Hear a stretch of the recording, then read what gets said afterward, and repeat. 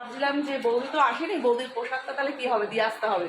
তো ইতিমধ্যে দেখি কলিং বেল বেজে উঠেছে, বৌদি হাজির। মনটা এত ভালো হয়ে গেল, বৌদি আগেরবার বললাম বৌদি আসতে পারেনি কোনো কারণে, এবারে এসছে।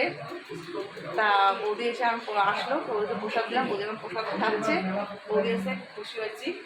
হ্যাঁ, ও গতবার অনেক লাস্টে গিয়ে আমাকে প্রসাদ দিয়ে এসছে, আমরা ওকে ভুলতে চাইলেও ভুলতে দেয়। ওর জন্য আমি এবার বলেছি যত রাত্রি হোক আমার সব যতক্ষণ খোলা থাকে। এবার সঙ্গে মান্তুদাকে নিয়ে এসছে, মান্তুদাকে ছাড়া কিন্তু বৌদি, এবার আপনারা জানেন মান্তুদার সাথে ফটো যা দেন দেখতেই হবে।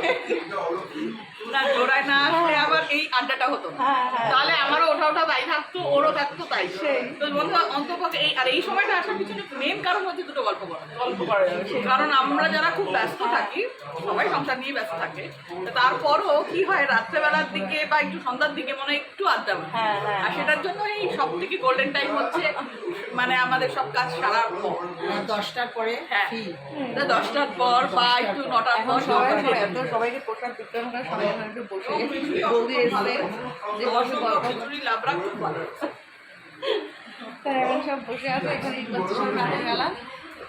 তার সবাইকে বললাম গুড নাইট। রথযাত্রা উৎসবটা কেমন লাগলো আপনারা জানাবেন। ইন্দ্রাণী ভালোবাসার সংসারে দৈনন্দিন জীবন যদি ভালো লাগে তাহলে আপনারা সবাই ইন্দ্রাণী ভালোবাসার সংসার চ্যানেলটিকে লাইক শেয়ার সাবস্ক্রাইব করে দেবেন। টাটা, গুড নাইট, জয় জগন্নাথ।